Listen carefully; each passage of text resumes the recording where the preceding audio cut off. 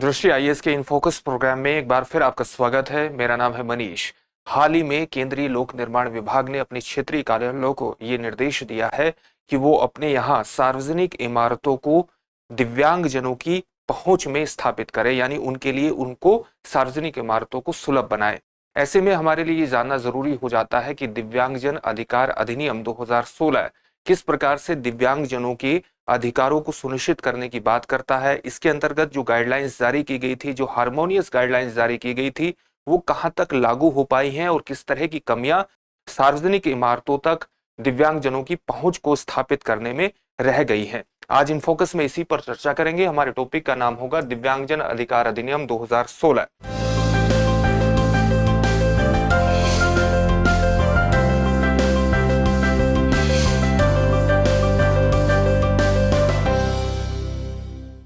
तो इसके संपूर्ण परिप्रेक्ष्य को आज इन फोकस में हम समझने का प्रयास करेंगे।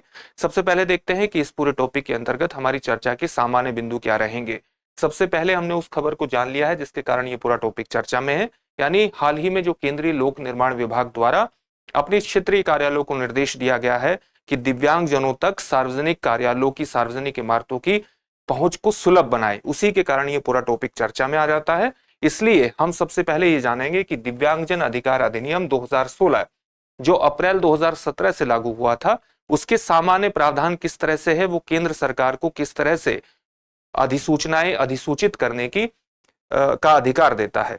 इसी तरह से हम देखेंगे कि सरकारी भवनों के लिए किस प्रकार के आदेश जारी किए गए हैं इसी अधिनियम के नियमों के तहत।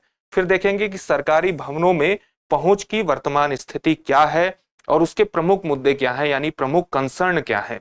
अंत में आपके लिए एक अभ्यास प्रश्न होगा जिसका उत्तर आपको कमेंट बॉक्स में कमेंट करके देना होगा।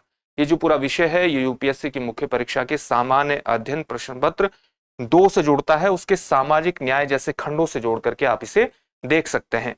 हम आगे बढ़े इससे पहले आप हमारे चैनल को सब्सक्राइब जरूर करिए और बेल आइकन दबाइए ताकि हमारे सभी प्रोग्राम का नोटिफिकेशन प्राप्त करने में आपको आसानी हो। साथ ही इन फोकस दृष्टि आईएएस के टेलीग्राम चैनल पर इन सभी प्रोग्राम की पीडीएफ फाइल आपको उपलब्ध कराई जा रही है। डिस्क्रिप्शन में जाकर के आपको लिंक मिल जाएगा और वहां से पीडीएफ फाइल डाउनलोड आप कर सकते हैं। सबसे पहले यही देखते हैं कि दिव्यांगजन अधिकार अधिनियम 2016 क्यों लाया गया था और इसके सामान्य प्रावधान क्या है।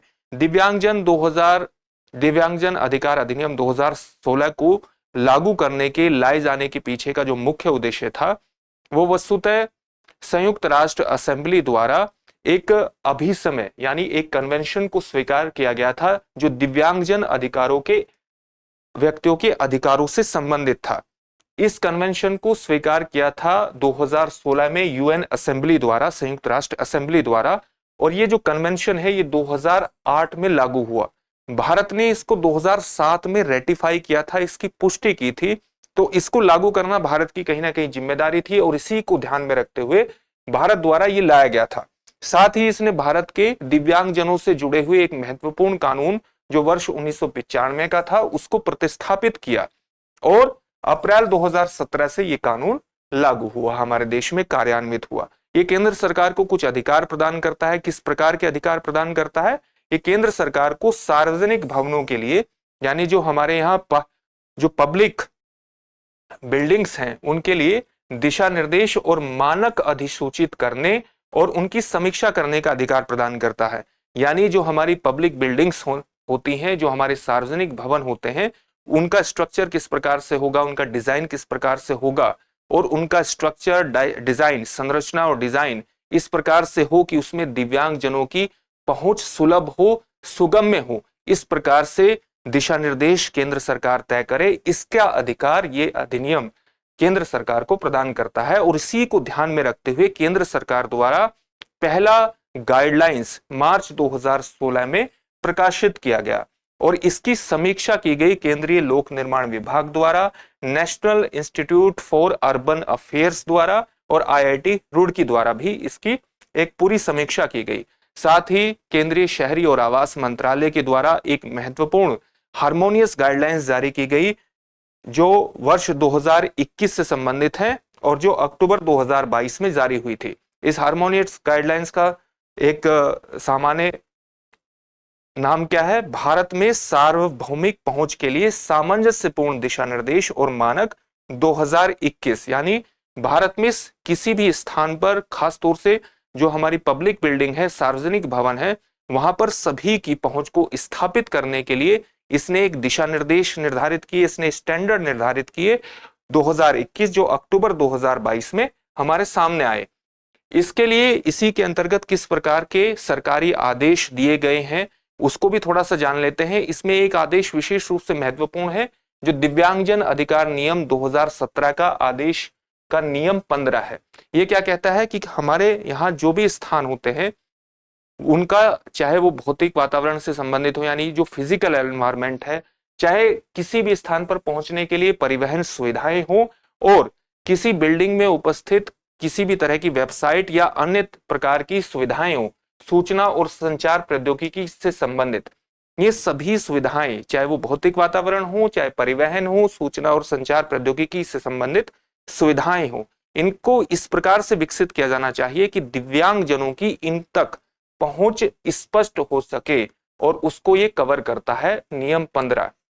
2021 में जो दिशा निर्देश आए थे, जो अभी आपको बताया केंद्रीय शहरी और आवास मंत्रालय द्वारा, उसके अनुपालन को अनिवार्य बनाने के लिए इस नियम 15 में संशोधन भी किया गया वर्ष 2023 में। सभी भवन योजनाओं को दिशा निर्देश और मानकों का पालन करने के लिए आवश्यक कर दिया गया।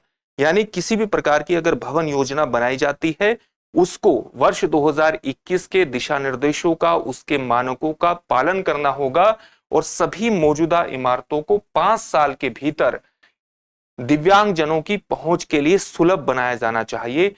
इस प्रकार के परिवर्तन नियम 15 में किए गए। साथ ही हमारा जो केंद्रीय लोक निर्माण विभाग है, उसने अपने क्षेत्रीय कार्यालयों को निर्देश दिया कि 2021 के दिशा निर्देशों के 2 प्रावधानों का अनुपालन निश्चित रूप से किया जाए। ये प्रावधान क्या हो कि किसी भी बिल्डिंग में जो लिफ्ट्स होती हैं, उन लिफ्ट्स में जो ऑडियो घोषणाएं हैं उसको अनिवार्य किया जाए। यानी अगर कोई व्यक्ति किसी भी प्रकार से देखने में सक्षम नहीं है, तो वो सुन करके वो वहां की सामान्य व्यवस्थाओं के बारे में, सामान्य चीजों के बारे में जान सके। इसलिए ऑडियो घोषणाओं को, ऑडियो अनाउंसमेंट को अनिवार्य किया गया, और साथ ही निकास मार्गों को चिन्हित करने की बात की गई। यानी जितने भी निकास मार्ग है और किसी भी एक स्थान से दूसरे स्थान पर जाने वाली बात है, तो उसको चिन्हित करने की बात की गई, ताकि दिव्यांगजनों के लिए सारी व्यवस्थाएं सुलभ हो सके।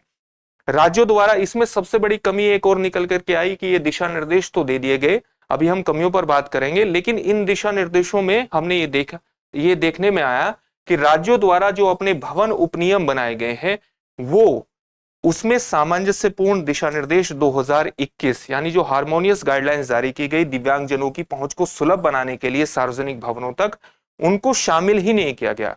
राज्यों के द्वारा जो अपने भवन उपनियम बनाए गए, उनमें इन सामान्य चीजों को शामिल ही नहीं किया गया है। तो ये एक बहुत बड़ी समस्या सामने आई।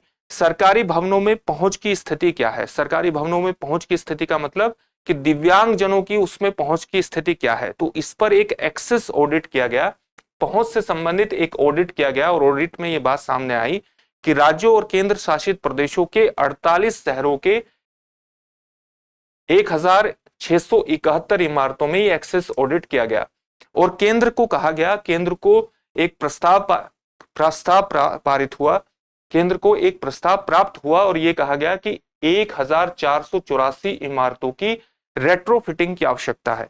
रेट्रोफिटिंग का क्या मतलब है? अगर कोई भी विनिर्माण कार्य पूरा हो जाता है, कोई भवन निर्माण कार्य पूरा हो जाता है, तो उसको फिर से उसको मॉडिफाई करने के लिए जो प्रक्रिया अपनाई जाती है, उसको हम कहते हैं रेट्रोफिटिंग। तो बहुत से भवन ऐसे हैं जो दिव्यांगजनों की पहुंच में स्थापित नहीं है, दिव्यांगजनों की पहुंच वहां पर सुलभ नहीं है, सुगम्य नहीं है, तो उनकी रेट्रोफिटिंग करने की आवश्यकता है, यानी उनको मॉडिफाई करने की आवश्यकता है। तो केंद्र को 1484 इमारतों की रेट्रोफिटिंग के लिए वित्तीय प्रस्ताव पारित हुए, और साथ ही हाल ही में दिसंबर 2023 में सामाजिक न्याय मंत्रालय ने राज्यसभा को यह भी सूचित किया कि 1314 इमारतों में काम को मंजूरी प्राप्त हो चुकी है। 20 राज्यों में 623 इमारतों को फिर से तैयार किया जाना है। साथ ही उसने एक और आंकड़ा प्रस्तुत किया और यह कहा कि 2839 ऐसे राज्य सरकारी भवनों की पहचान की गई है जहां पर राज्य सरकारों को अपने खुद के धन से रेट्रोफिटिंग का कार्य करना होगा। तो इस तरह की बातें ऑडिट में सामने निकल करके आई और सामाजिक न्याय मंत्रालय द्वारा राज्यसभा में जो सूचना दी गई उससे निकल करके सामने आई, जो सरकारी भवनों में दिव्यांगजनों की पहुंच कितनी है उसके बारे में महत्वपूर्ण आंकड़े हमारे सामने लाती है। अब हम देखते हैं कि किस तरह के मुद्दे उभरते हैं सरकारी भवनों तक दिव्यांगजनों की पहुंच को स्थापित करने में।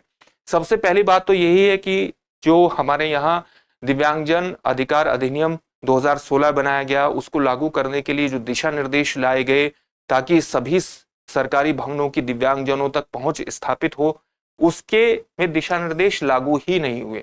जैसे 2016 के दिशा निर्देश कभी लागू नहीं हुए, उसी प्रकार की स्थिति 2021 के जो हार्मोनियस गाइडलाइंस है उसको देखने, उनके अंतर्गत भी देखने में आती है।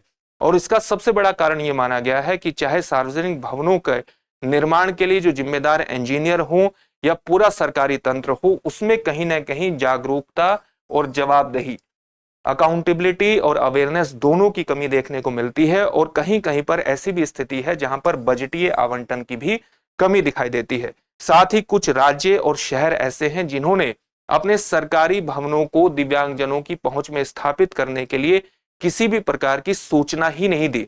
अगर सूचना ही नहीं दी तो बजटीय आवंटन कहां से संभव हो पाएगा। इसी प्रकार से इन सभी नियमों को, अधिनियमों को लागू करने के लिए किस प्रकार से लागू हो रहे हैं या नहीं हो रहे हैं, उसकी मॉनिटरिंग का भी अभाव दिखाई देता है। और साथ ही पूरे तंत्र में एक संवेदनशीलता, यानी जो दिव्यांगजन है उनकी समस्याओं के प्रति एक संवेदनशीलता का भी अभाव देखने को मिलता है। तो ये कुछ महत्वपूर्ण कमियां हैं। अगर इन कमियों से पार पा ली जाए, अगर इन कमियों का सुधार कर लिया जाए तो दिव्यांगजनों की सरकारी भवनों तक बेहतर पहुंच को सुनिश्चित किया जा सकता है। अंत में इससे संबंधित एक प्रश्न देखते हैं। प्रश्न क्या है? दिव्यांगजन अधिकार अधिनियम 2016 कब से कार्यान्वित हुआ? आपके ऑप्शंस हैं अप्रैल 2016, अप्रैल 2017, अप्रैल 2018 या उपयुक्त में से कोई नहीं। इस प्रश्न का उत्तर आप हमें कमेंट बॉक्स में कमेंट करके जरूर दीजिए और साथ ही हमारे चैनल को भी सब्सक्राइब करिए और बेल आइकन दबाइए ताकि हमारे सभी प्रोग्राम का नोटिफिकेशन आपको प्राप्त हो सके। फिर से एक नए सेशन में आपसे मुलाकात होगी। धन्यवाद। डियर व्यूअर्स, अपने एग्जाम की तैयारी को और बेहतर करने के लिए हमारे चैनल को लाइक, शेयर और सब्सक्राइब करना न भूलें।